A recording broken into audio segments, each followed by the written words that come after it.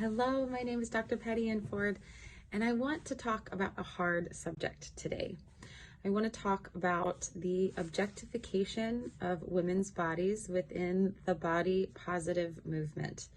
It's not an easy conversation, and I have no fix. I have no, this is what we should do answer, but just bringing light to the conversation that was brought to me in the last year of 2023. I have really focused in 2023 on networking and really getting into my community in different aspects, in the volunteer range and the business range, and just different elements. One of the aspects that I really got into was really networking with other businesses. And I navigated some of the most difficult conversations because the topic of my body became a topic of conversation, that my body and my looks impacted my business.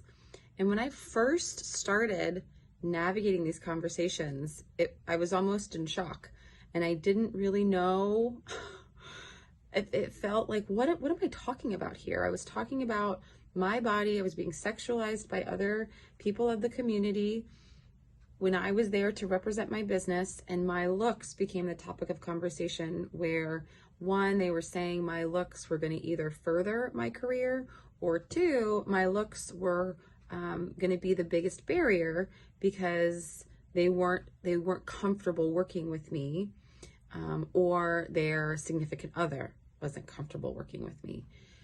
And I just remember, like, is this actually a conversation that I'm having in 2023?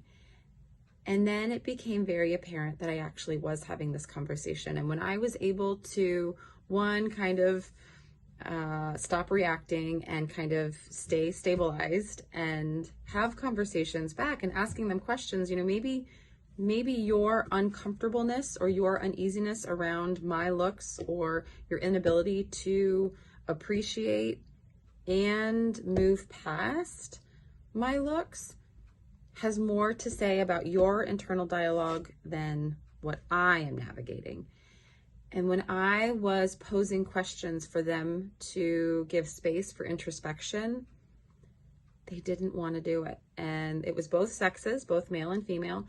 And I found it fascinating that the objectification of women became standard, where when I even was able to stay calm and not react and give space for reflection on their part, how this was actually not an okay conversation to have in a professional realm, I was the insensitive one, or I was the overly sensitive one, and I wasn't able to take a joke, or I was looking way too deep into the conversation, and it wasn't that deep.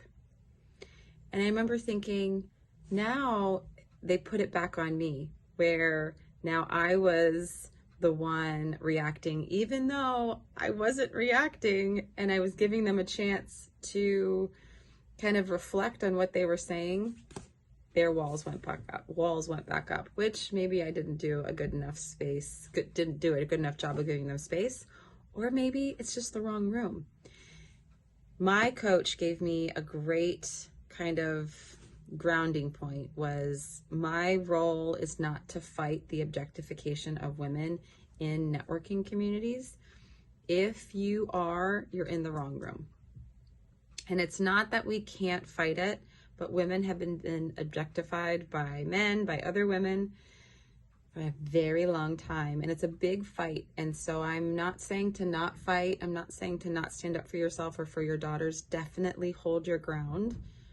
Yet find spaces that can appreciate, respect women that are confident, intelligent, beautiful, and they're able to work within those beautiful strengths and qualities and not be offended, or not be scared, or not be intimidated.